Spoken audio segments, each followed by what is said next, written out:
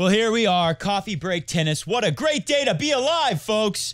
Roger Federer is back officially. He said it too. He didn't say exactly that, but he says, I feel like I have truly arrived here at Wimbledon. Something like that was the exact quote, something pretty close to that from Roger Federer. He feels like he's found his game. I feel like he's found his game. Everyone knows he's found his game. Djokovic knows he's found his game. And that makes Wimbledon a lot more exciting. Also, we got some really exciting news with the surprises, particularly the Canadian surprises. Young players that we've been hoping on, wishing on a star for them to have some good fortune at one of the slams. And finally, it's happening. So much good stuff to talk about today, but unfortunately, coffee break tennis people out there, I have to tell you there's something horrible happened here at Coffee Break Tennis Studios. And now I have to lead the show with that. I wasn't going to talk about this at all, but now, since this horrible thing happened, I have to talk about it. And of course, the horrible thing is I went and read an article from the Last Word on Tennis blog, the lastwordonsports.com blog. Wimbledon scheduling an unfair, biased decision to benefit Roger Federer. How ominous and horrible. Sometimes I forget to mention the name of someone who wrote an article that we will reference here on the show, but we will not forget today. Jason Fernandez is the author. Let's begin. This year, the organizers at Wimbledon have seemingly done the impossible and one-upped themselves, meaning usually they make boneheaded decisions like putting Venus Williams on court 18, which does seem kind of dumb since she's won Wimbledon 5 freaking times. Yeah, we know that. But he's criticizing them, saying that their decisions to who to put on center court, court 1, the show courts, the courts that get the most TV coverage, he's criticizing their decisions even more so, saying they've one-upped themselves. By now, you probably know what I mean. Coco Gauff is, of course, a very skilled and talented teenager. But did she really justify center court 3 times in her first 4 matches, with 2 of those matches being Coco versus someone outside of the top 100? Okay. Fair point there, but I will point out, in the U.S., blame ESPN, right? Medvedev, it's not Federer's fault that Medvedev didn't get to center court, that he was put on court 2. At first, it's that young British player, Count Raducu, whatever her name was. So, you know, she's young and from England, so of course they're going to put her on. And then Coco, I think that has a lot to do with TV ratings in the U.S. It's probably a big market for Wimbledon. It's probably a big chunk of money for them. And blame ESPN. They want Coco on the center court as much as possible. So, Danny Medvedev, you can blame them. What about wildcard Andy Murray also getting center court for all 3 of his matches, including a qualifier ranked outside of the top 1? It's Andy Murray, mate. Really? Really? Is this a question? Not that I'm the #1 Andy Murray fan. If anything, people will know that I say Andy Murray's #1, because when asked who is the greatest of all time, or it wasn't even that, ask your favorite player, only 1% of the respondents said Andy Murray. That goes back some years, before all the hip stuff happened. What about the 2-time defending champion Novak Djokovic being put on court 1, or Venus Williams starting her campaign on court 2? Maybe the Murray decision makes sense with the crowd's love for him, but how do you justify Gauff or Venus Williams' decisions? They're not bad decisions, but the point is, people in the U.S. are pumped up about Coco Gauff, especially at ESPN. They've been pumping her up a lot, especially at the U.S. Open. And you actually think, ever since she beat Venus, right? Wasn't that her first Wimbledon match ever? And Venus was on the center court for that, I do believe, or court 1 at least. It was just show court. People actually think Coco Gauff could be the next big thing for U.S. tennis who wins Wimbledon. We know Venus is not going to win Wimbledon again. It's extremely unlikely. Lately, with Venus, the last couple years, we don't really expect her to win more than 1 match at the Wimbledon. Maybe 2 or 3. That would be something. No disrespect to the great champion, but, you know, she has continued to play well into the 40s. It's looking like. What is Venus? I think Venus is 40 now. She's probably the only player. It's incredible. And they did move her to a better court after her first match, but you can't expect, her entire life she can keep playing and not win hardly at all and keep getting center court. Like, that's not going to happen. That's just unrealistic. It's not going to generate the ratings that ESPN wants like Coco Gauff. I'm sorry, that's just the case. If Roger Federer didn't look anything close to being able to win anything for multiple years by now, he'd probably still get center court. Let's look at the worst decision of them all. This is where things get bad. 6th seed, only 6. Roger Federer. And 2nd seed, number 2, Danny Medvedev, how they have been treated, the worst decision of them all. Don't get me wrong, Federer is obviously the biggest superstar in the sport. That doesn't change the fact that surrounding him are fellow men who deserve a chance. These men like Danny Medvedev who have it so hard, multi-millionaires who race their cars really fast and get in trouble in Monaco. They also deserve a chance to play on the most prestigious court in the world. From rounds 1 to 3, Federer's half has included a bunch of the likes of 2nd seed Medvedev, 4th seed Sasha Zverev, 7th seed Matteo Berrettini, who've just come off a great win at Queens a few weeks ago, Berrettini did. But none of them have played on the center court yet. We could have one of these guys, he says later in the article, I'm just paraphrasing what I remember now. Maybe we could have guys in the semifinals playing on center court for the first time. It continues. There was a lot of stuff saying this is a fix. Some idiots on Twitter were literally saying that Federer lost the first set or was acting like he was going to lose the first set on purpose or something like that, so that it would look like he would play longer and they wouldn't let Medvedev decide to finish with Hubie Hurkacz on the center court later after their match was over. Something like just crazy. I can't even explain it to you because it's so stupid. But that's what people on Twitter were saying. Typical Twitter behavior. Thinking logically, over the course of those 3 rounds, and even the 4th round where both halves play on the same day, you would think most of these players would have had a chance to play at least one match on the center court, but astonishingly, none have. In fact, Berrettini will play Felix Auger-Aliassime. He won! He's a champ, baby! Felix Auger-Aliassime in the quarterfinals, which is almost certain to be scheduled on court 1.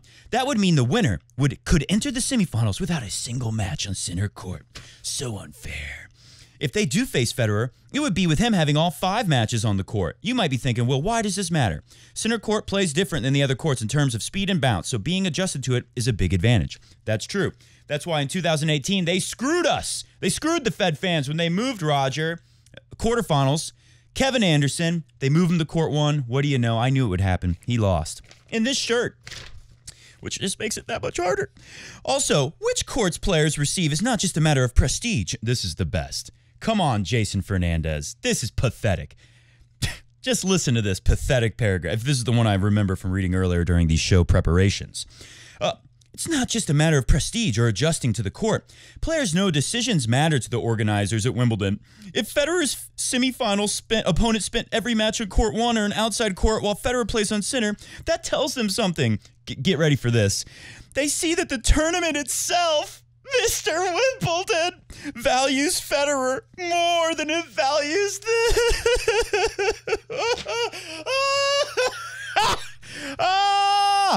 How can a tournament call itself fair if the players view the organizers as biased? And I'll read that one more time. If the players see that the tournament values Federer more than it values... Am I laughing or crying? I don't know. Oh, my God. No wonder people hate young people nowadays. My generation has been cursed. We're cursed. When 20-time Grand Slam champion finished off the Italian on center court, Sonego, not Berrettini. That's in the near future. I shouldn't even say that. That's bad luck. Berrettini is a lot better than when Federer made him slip and fall. Play it! Palla del 3-0.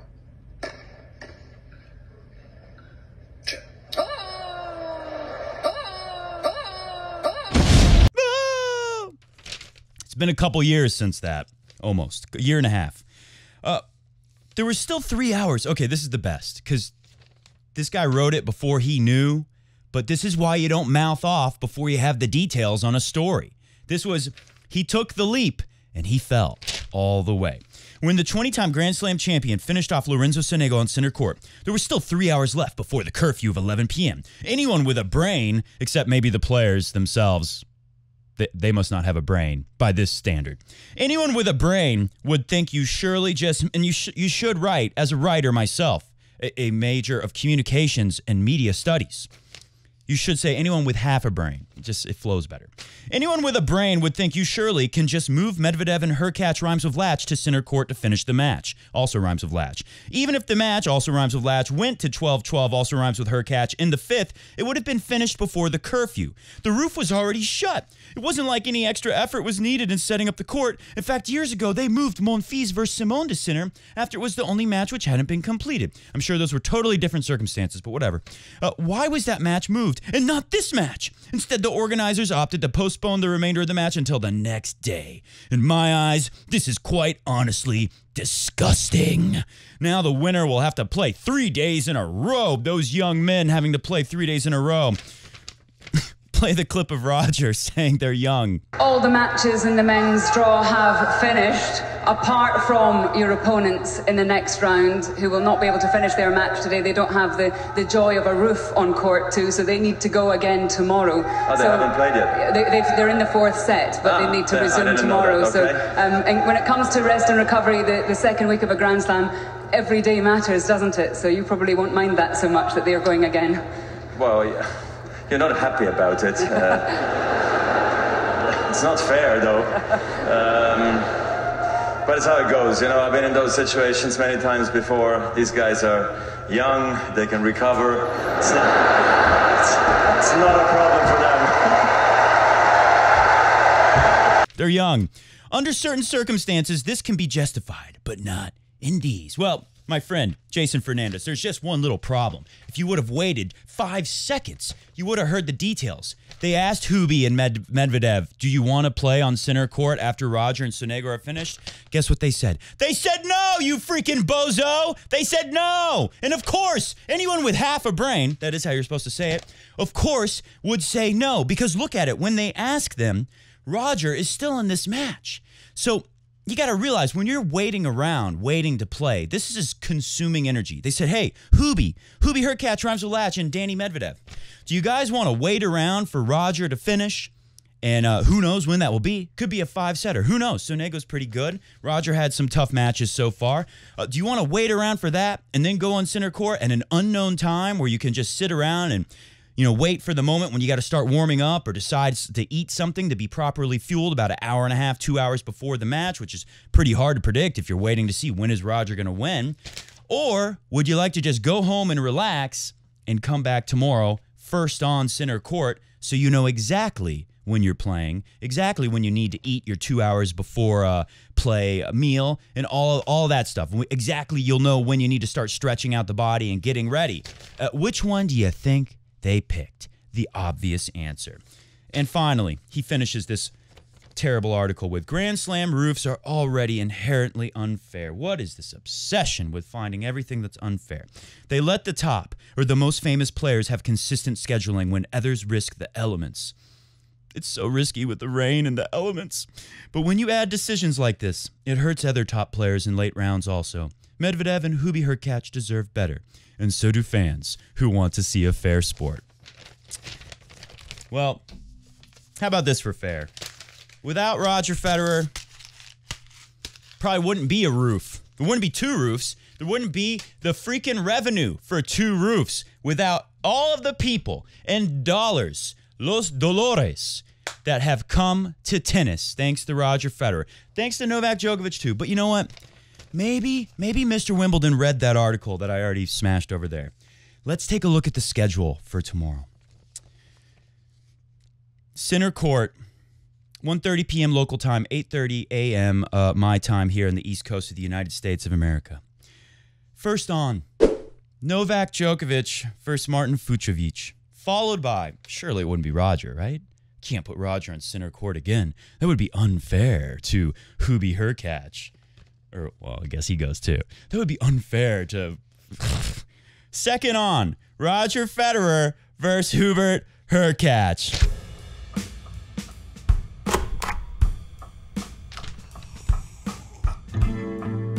Welcome to Coffee Break Tennis.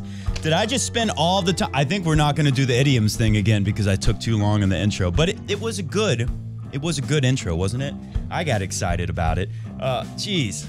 People who don't play tennis shouldn't be allowed to write about tennis on the internet. Okay, maybe that's a bit extreme.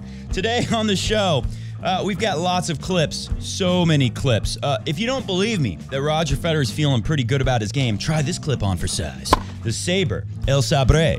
The Sabre is back. Sneak attack by Roger. Just kamikaze style run into the serve as it comes at you full speed from big serving Sonego and just scoop it off the ground with a half volley. A shot invented by the Swiss maestro.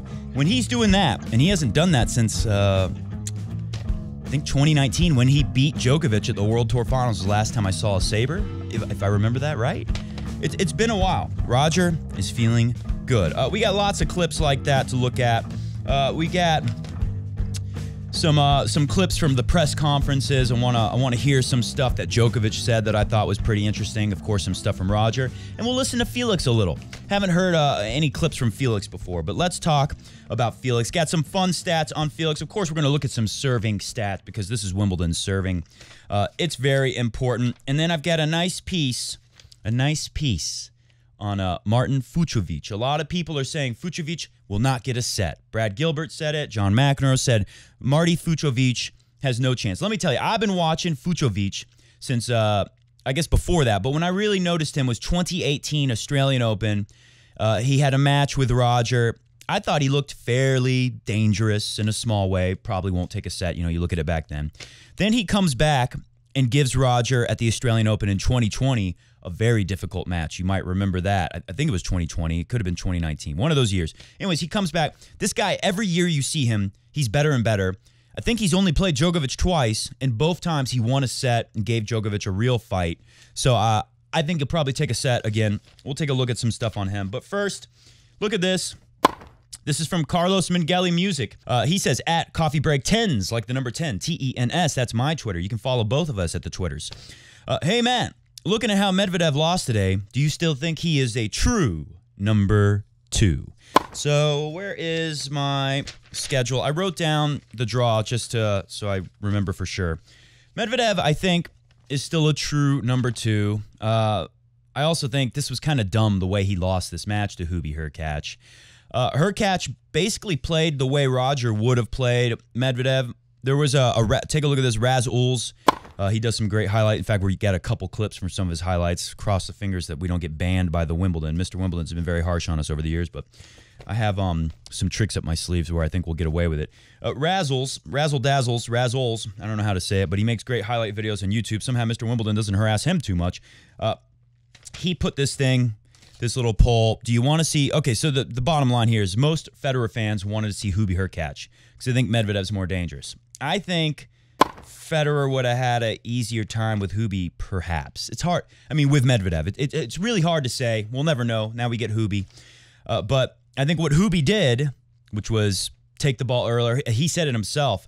They were talking about this morning in commentary saying Hubie said his coach and him decided that he needs to play front foot tennis. That's basically what Roger does all the time. We have a great quote from Roger later, which will kind of explain that a little bit, basically how he's evolved in the last few years to where he really removes the defense from his game. It's like, do not play defense unless you absolutely have to is the new Fed for the last few years. Kind of started in 2017. As he's gone on, it becomes more and more important for him not to get bogged down playing too much defense. So Hubie played that front foot tennis, came to net more. And let me show you this. Take a look at this.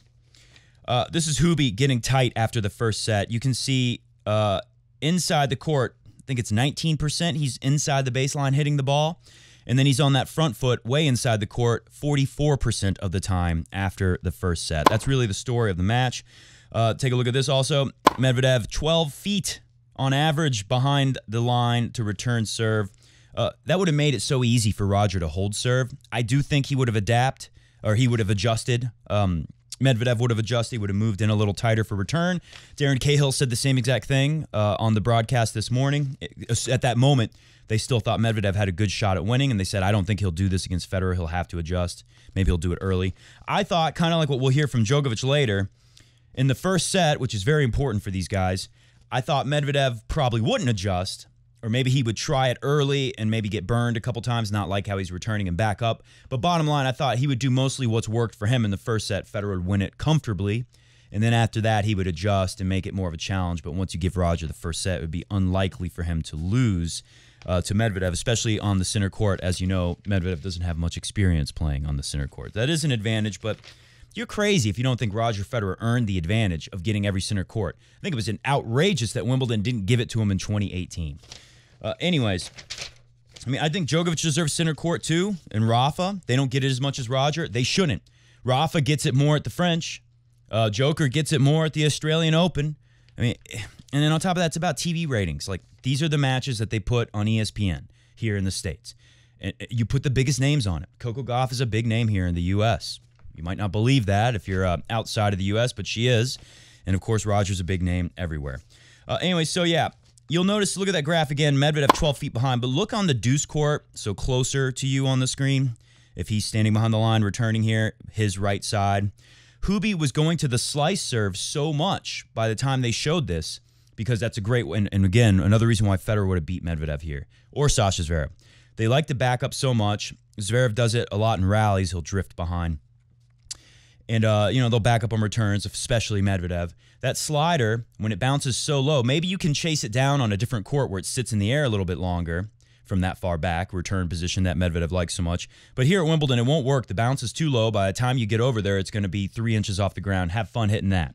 So that's why I thought Roger would take care of him. That's what Hubie did. A lot of the same stuff Federer would have done. And Hubie was very good at the net. Take a look at this statistic. This is from Chris Clary, the New York Times tennis writer. It's not the serve and volley of yore, but Hubie Hurkacz, rhymes with latch, has come to the net more than any other player at Wimbledon. 179 times to net. Korda 178, Roger at 144, and Hubie's winning 75%. I'm sure Roger can't be much off of that. His numbers got to be really high as well. Good to see that all-court game paying off. Yeah, Hubie, he reminds me of Berdych a little bit, the Birdman. Get that flat ball, steps in and attacks. Sorry for the offensive rubbing of the nose in the middle of the show. And also, he can finish up at the net. He's played a lot of doubles. That's another good thing about Hubie Hurkacz. He's played a lot of doubles, so he's pretty good at the net. Will he be able to execute 75% win percentage at the net against Roger Federer? That's a question. That's a whole another thing. So we'll watch that carefully on the match tomorrow. God, could you get more exciting? Tomorrow, it will happen. Roger Federer will be playing a big-time match at Wimbledon against Hubie Hurkacz, who, like I said, he was on a losing streak, lost like 5, 6, 7 matches in a row after he won Miami. But Miami is one of the courts, one of the hard courts, where, yeah, it's still slow, but it's low. So he did well there. No reason why he shouldn't do well here. Like I said, he's kind of like the Birdman, who always did very well at Wimbledon. Just get that nice flat ball and can step in and take it early. But he's basically like an aggressive baseliner with a lot of extras to help him out. So, like I said before, a really nice toolkit to have at the Wimbledons. Let's see. Where do we go from there? Last thing, just looking at the draw, Medvedev, he had Struff up first. That's really tough. Alcaraz, okay, not so much. Cilic, that's pretty tough at Wimbledon. Like I said, Struff is really good at Wimbledon. He's like a poor man's Berrettini. He can do a lot of the stuff Berrettini does, just not as good or as consistently. Not a fun first match for Medvedev.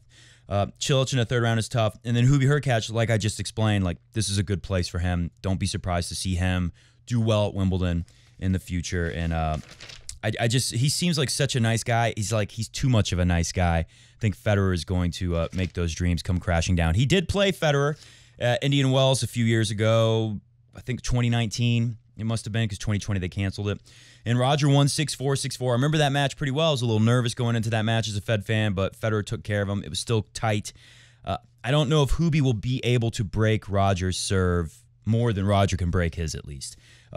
Very likely we could see a tie break, but I'm going to go with Roger Federer wins that match in 4 sets. Djokovic and Fucsovics, we'll look at that later because I want to read the feature on Fucsovics. Shapovalov, play it. Look at these Canadian babies. These guys, they go way, way, way, way back. Best friends. I don't know if they're best friends, but they're good friends. Tennis Canada, products of Tennis Canada. What an amazing story that they're both into their first quarterfinals at majors in their lives together at the holiest of holies, SW19 Wimbledon. What an incredible story from these Canadian guys. This is our Canadian moment. I salute you Canadians out there. And we'll drink some Topo Chico too, because Canada's one side of the U.S. border, and Topo Chico, where this beautiful beverage comes from, Mexico, is the other side. We salute those fabulous Canadians. A lot of people out there on the ESPN crew, Darren Cahill, Brad Gilbert, BG, they think Felix all day. Wait, not Felix, excuse me. They think El Chapo, drug cartel lord, both of them are tied with the drug cartel. Let's not pretend. Felix seems like a nice guy, but he's with El Chapo too.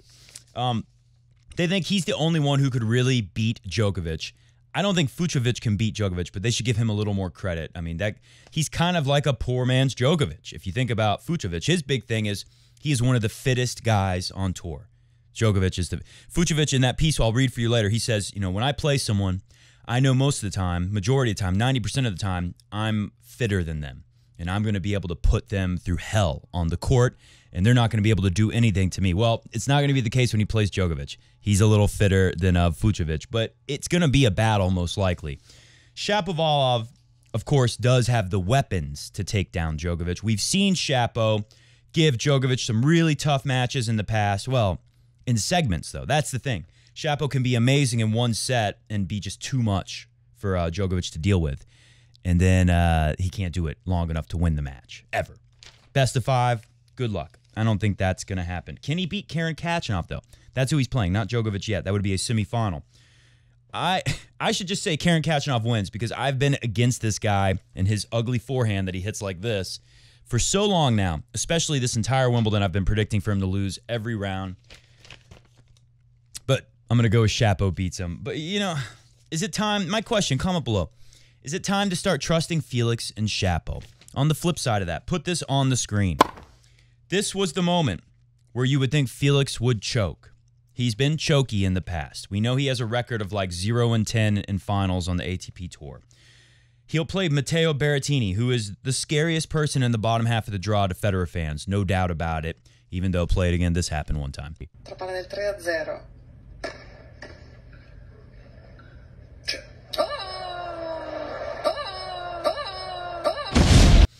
Definitely the scariest. What will happen there? It's tough to say, but I like Denis Shapo to come through Khachanov. Felix and Berrettini, I don't know.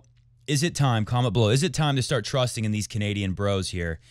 Or is this just a fluke and they're still not ready for the big time? And maybe only one of them is ready. Maybe Shapo's ready to go and lose in 4 sets to Djokovic. You know, kind of like a Tsitsipas moment where Tsitsipas last year at the French, you know, he was down and then he was able to force that 5th set and he had a little more belief, makes it all the way to the finals at the French Open this year. You know, is this something Shapo can build on? Maybe he loses in 5 to Djokovic at Wimbledon. I could see something like that happening, but this is just not the year to pick against Djokovic unless it's Roger Federer. Felix Auger, I flashed that on the screen. You look at this score, and let's get into some clips with this one. I guess we're going to go out of order with the clips I wanted to talk about. Oh, and I never finished my question. Is Medvedev still the true number 2?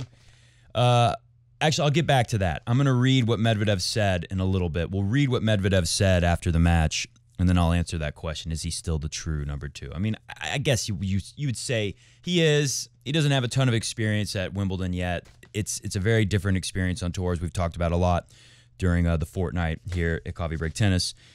But the stuff he said and the way he lost and the way he couldn't adjust tactically, he couldn't adjust the tactics, the game plan mid-match, not good for the true number 2 argument. At least say that. All right, so that moment, the score, look at the score. We know what happened at the Australian Open. Karatsev was down 2 sets to love against Felix, and he comes back and beats him. Felix was asked about this moment. Take a listen to the clip. Yeah, I mean, I thought about it for sure a little bit. Of course, different player, different circumstances. I felt better physically today than I did the Aussie Open. At the Aussie Open, I really couldn't move much at the end. I was really struggling physically, so that was a different story. But of course, this time around, I didn't want it to let it happen to me twice. You know, it would have been tough to accept. But you know, at the end, again, I was just trying to play my best, be courageous, be audacious, and go for my shots, try things, and you know, it went my way. So you know, matches like this over my career surely won't always go my way, but I'm glad it did tonight. I thought about it for sure. I felt better physically today. I couldn't move at the AO. I was struggling physically towards the end of the Australian Open. I didn't want it to happen to me twice, so it definitely went through his mind when he was up 2 sets and dropped a set. I guess maybe when he dropped the 4th set, 6-3, 6-3, both of those, you know, maybe he thought that's when he thought about it.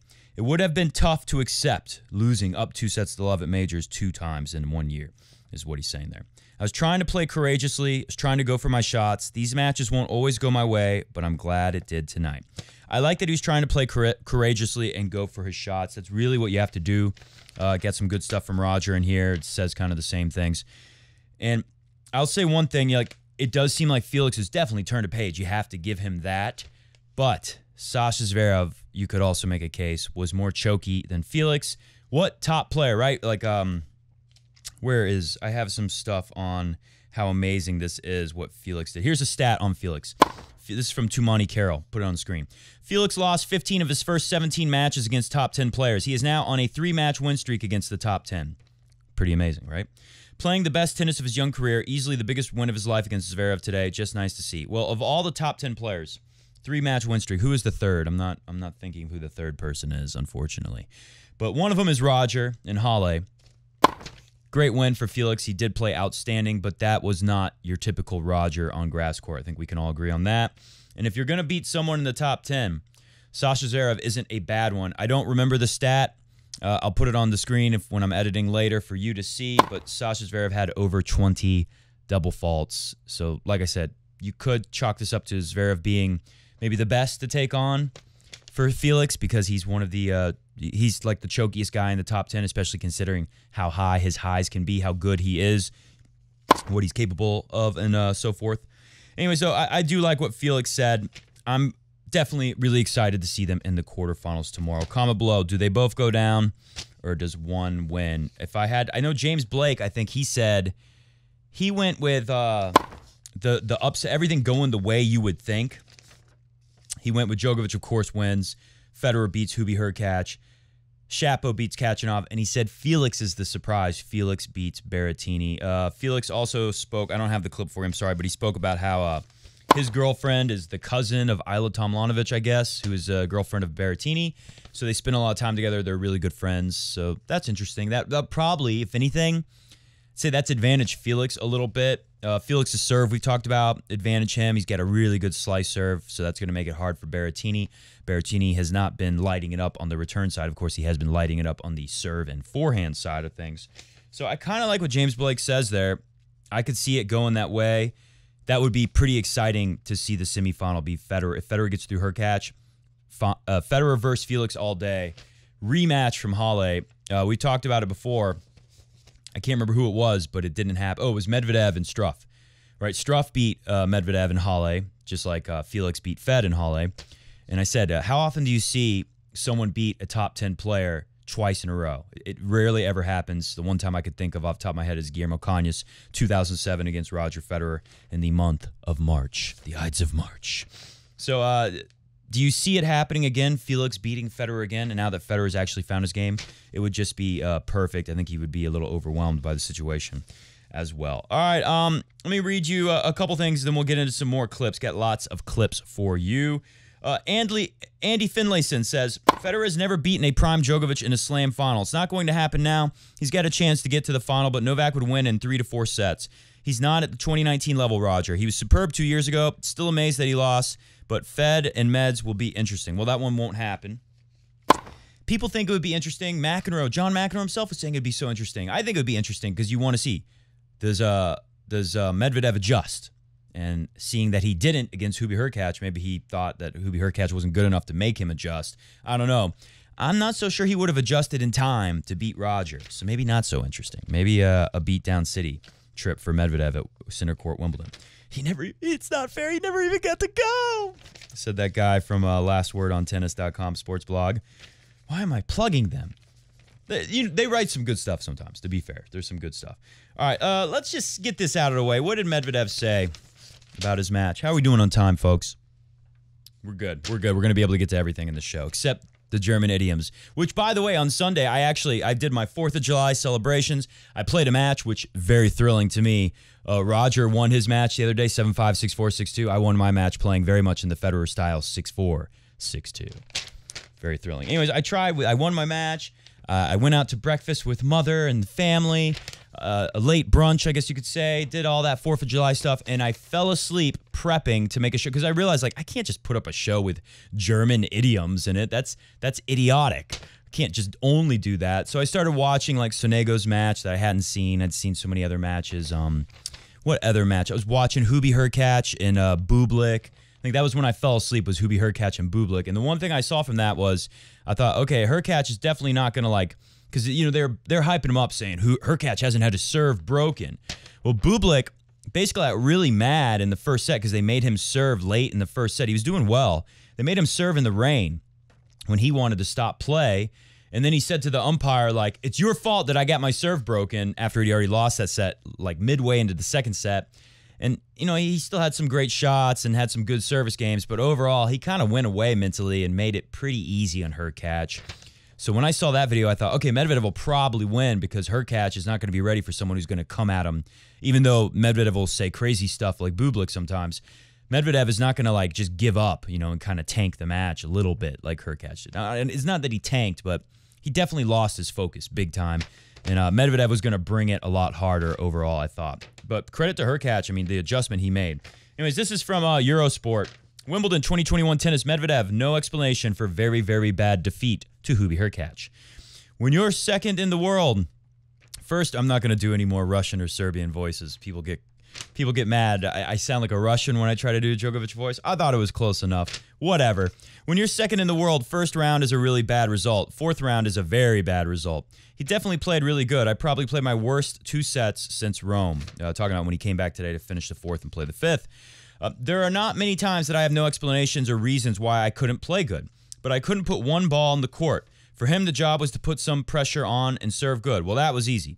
I don't think he even sweated too much today. Right now, I have no explanation. I have no decisions to avoid this next time.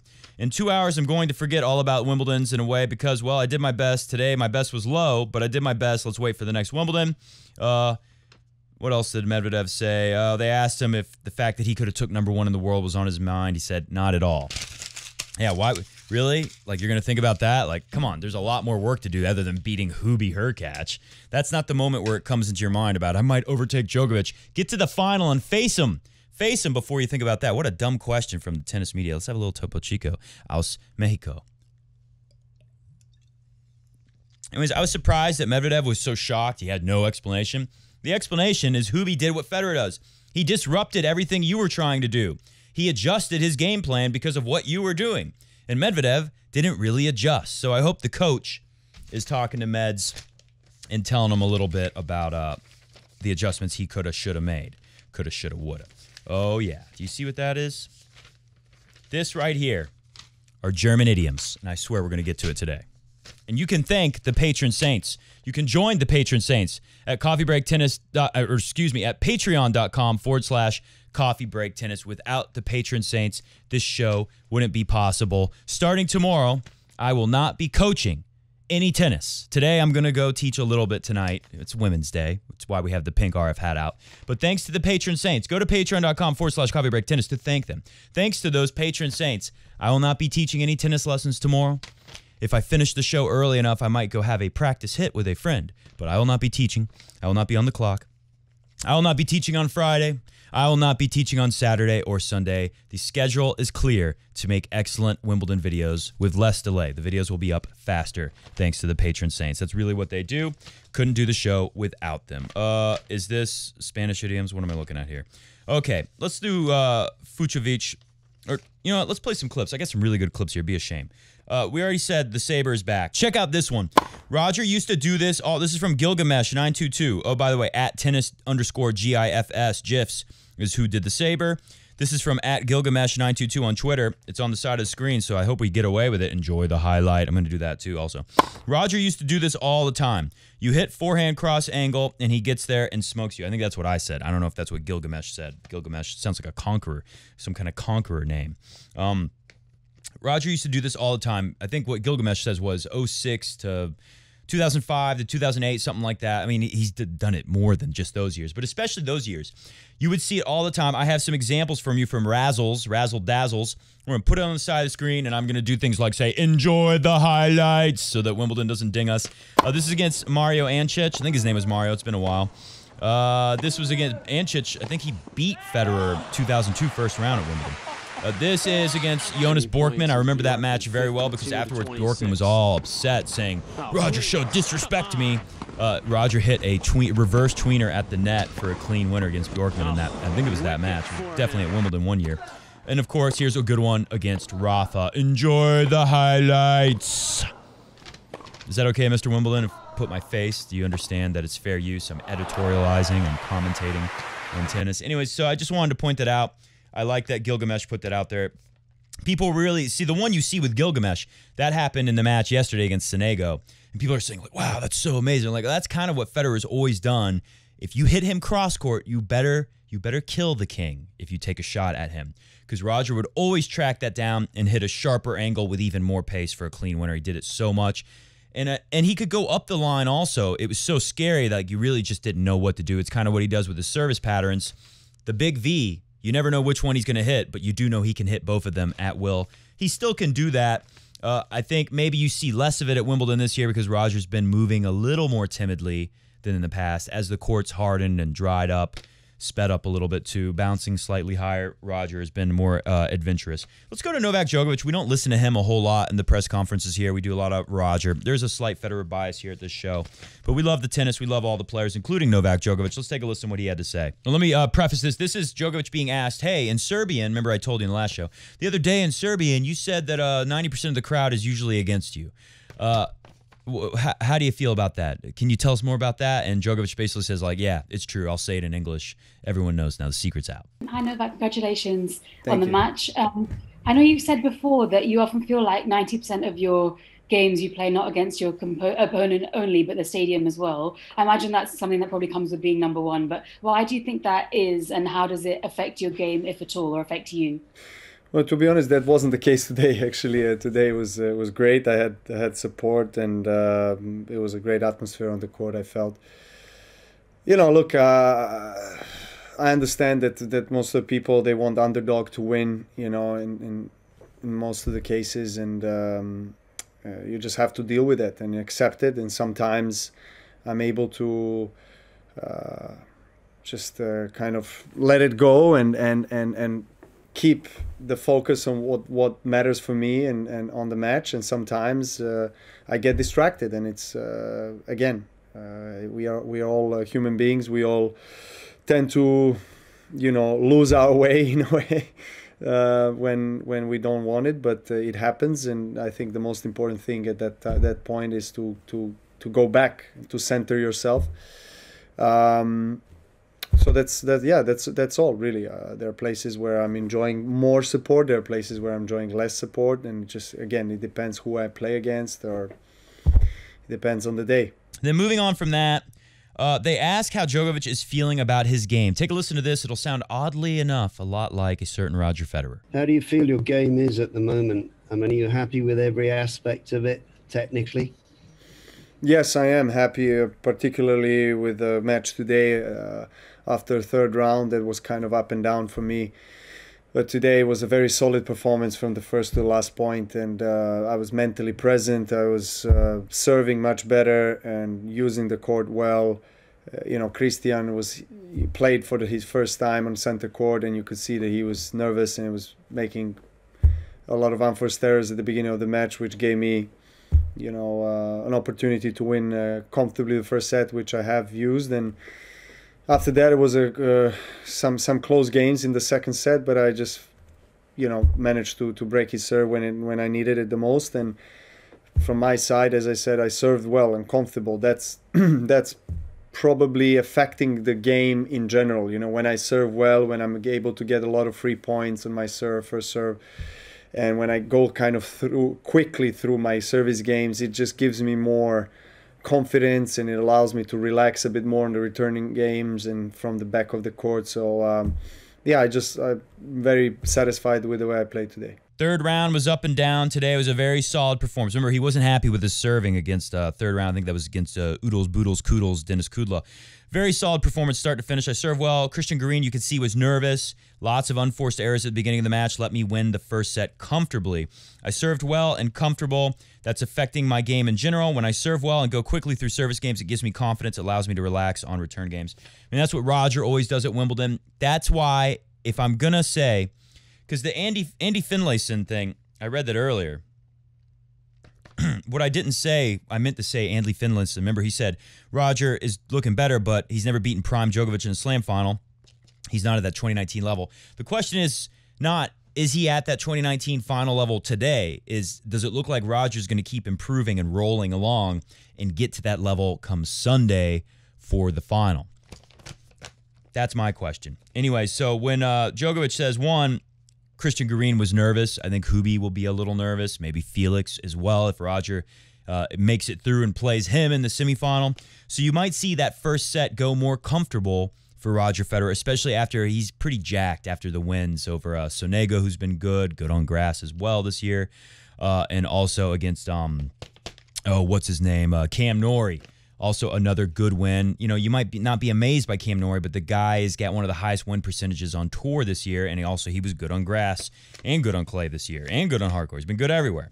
So I think Roger, a little more fired up, might be able to come out free swinging a little better. And like Djokovic was saying there, serving well and comfortable, which is definitely what Roger's done. Take a look. Here's Roger's serving statistics. 64% of the time in the ad court, he's in that green area. We call it the GOAT zone. Djokovic has been doing this too, but not as much as Roger as of late. 75% of the time in the deuce court. What does that mean? 52% unreturned. That means Roger doesn't have to hit a forehand, backhand, volley, tweener, nothing. Over half the time when Roger serves like this, he doesn't have to play a point. Of course, Djokovic will take that number and drag it down, make it more challenging. Can Djokovic do it to Roger? Can he keep serving like this? Can Roger get better and keep serving like he is now? Now he's back to his normal self on serve. Those are the questions going towards Sunday, and those are reasons why I think they're going to be very difficult to beat for any and everyone else they come across. All right, what else do we got here? Roger, how do you feel since the Mannarino match about your form? Go. It was very interesting, you know, when the roof shut again. I could see that it was getting a little bit more slippery again. You know, the humidity goes up, whereas I didn't break a sweat really on the outside. It was windy, it was fresh, but still it played faster. You know, when you play indoors, it's just much slower. So I understand now why also indoors first couple of days is something we never play in all year long, you know, and that's why I think also that was definitely one of the reasons maybe I struggled against Mannarino. On top of it, he got the upper hand from the baseline. Today, if I look at how Sonego played me, you know, indoors, he could not get by me anymore with his serve, and he has a nice first serve. And it's just amazing that the difference an indoor and an outdoor situation can do. You would think that indoors is easier to ace. Now, I don't feel it's the case. I feel like you have to put extra power in your shots that something happens. So I think that was one of the reasons for me that I maybe struggled early on because you can become very insecure, you know, when you don't get your service winners. And anyway, with my game early on in a tournament, especially on grass where I expect service winner and aces to happen, but that was not possible, and I understood why today. And then I just felt like now I've had some good progress. I'm taking the ball earlier. Obviously, I've gotten used to the conditions, and you know, gotten used to the balls, the court speed. I'm able to take more balls on the rise, on the half volley, and all these little things make a big difference at the end of the day. This comment was very, very interesting for me. He's saying why he saw. It was interesting. You know, he says Sonego, when they closed the roof, he couldn't hit an ace or a service winner anymore. And he said it kind of made him understand what went wrong with Mannarino. You know, with Mannarino, for Roger, and, you know, he expects to hit aces and serves that don't come back at all against Mannarino. He expects easy points. Well, one, Roger wasn't hitting his spots as well. And two, with the roof closed, with the lusher, slower grass, it's lower, but it's even slower when it's so full and lush and not dried out, more like a hard court now. In that first round, when Roger plays Mannarino, he's not getting the free points. It's easy for Mannarino to get a lot of serves back in play because, one, he's missing spots, and two, the court is playing super slow, lusher, and with the roof closed. So you heard Roger talk about that. Also, he said he became insecure with his game against Mannarino. Let me just read it exact. I expect on grass for service winners and aces to happen. I understood today why. I'm taking the ball. Now he says, now that he's getting used to these conditions, I'm taking the ball earlier. I'm getting used to the conditions. I'm getting used to the balls. I'm getting used to the court speed. I'm taking the ball on the rise more, and I'm making half volleys more. All of these things make a difference. They make a huge difference. People are still talking about, you know, can Federer actually beat Djokovic if he gets there? Even the McEnroes and the Darren Cahills, a lot of those commentators think we're going to see Federer-Djokovic rematch in the final. I was so unsure, but deep down, I knew if anyone's going to find their game this fast, it's Roger Federer. I think in one of the last videos, I was going to quote Boris Becker, and then I actually forgot to say what Boris Becker said. But Boris Becker said, this was during the Mannarino match, I think. Or no, it was Gasquet match, because early on, Gasquet was making it look like it could be a tough match for Federer. And then Boris Becker, I almost said Benjamin Becker. That's the guy who beat Agassi in his last match. Boris Becker, he said, Roger is not going to be able to find his game because you have to spend the amount of time you were away from the game playing to find your game and get back to 100%. So he said it's going to take like a year and a half. Remember, Roger didn't play for a year and a half. He thought it would take even Roger a year and a half to get back into the swing of things. Well, clearly that is wrong. And as Roger said, all these things make a difference. How does Roger beat Djokovic? Look at the 2019 World Tour Finals. Playing the balls, the court speeds, taking the ball on the rise more often, making half volleys. All these very difficult shots that you don't see many players attempt even on the tour, right? They don't try to get in those situations. Roger's like the saber. He's just running straight in, head first, pure aggression. And that leads us to the final clip for you. Take a listen to this. I mean, 100% crowds is going to be incredible after playing Night Session Paris with 5 people. I mean, the difference is immense, you know. I mean, when Lorenzo goes, okay, come on, people, are you here? Let's hear some noise. And, you know, that sound is what you play for. And I tried to think back, you know, like what would it have meant for me to win Wimbledon with no crowds in the finals? And I said, this was, you know, last year I was thinking that as I was watching guys play with very little crowd or no crowd, and I just felt like it probably would have taken 70 or 80% of everything away from me. All right, hit the music. I can't believe I'm doing this. We don't have time for idioms. I just looked at the clock. I actually forgot what time I am teaching today. This is the last thing. Iron Man of tennis. We'll do the idioms tomorrow unless Roger loses. Then I don't care about the idioms anymore. The Iron Man of tennis. Why Martin Fucsovics is tennis's most underrated player. Andrew Eichenholz at ATPTour.com wrote, I love this first sentence. Tennis is not the most popular sport in Hungary. It's dwarfed by water polo, football, and basketball. So why did Marty Fucsovics, the first Hungarian man to reach the Wimbledon quarterfinals since Josef Asbuf in 1948, pursue professional tennis rather than one of the team sports popular in his country? Why didn't he pursue water polo? Maybe because I was very talented and I won a lot of matches, a lot of tournaments. I always played my best in my age in Hungary. Even in Europe, I was winning tournaments, so I was very successful. I really liked it. He goes on to talk about how it was coincidence that his dad was playing tennis, and he just happened to go along as a child. He fell in love with the sport. When I was young, it seemed so easy to play tennis, to travel and win matches. It was easy. I wasn't hesitating at all. I was successful in tennis. I loved it. Then he moves to Germany, trains, wins Wimbledon without dropping a set as a junior. That's the catch there. And he says, my biggest dream was to compete against superstars, Federer, Djokovic, Nadal, all those guys. That Wimbledon result was just a station for me. Of course, it was a huge result, but I had different dreams. Well, your dream's going to come true when you play Djokovic at center court Wimbledon. When I grew up, it became really tough. So he goes on to say how it became really tough on the tour.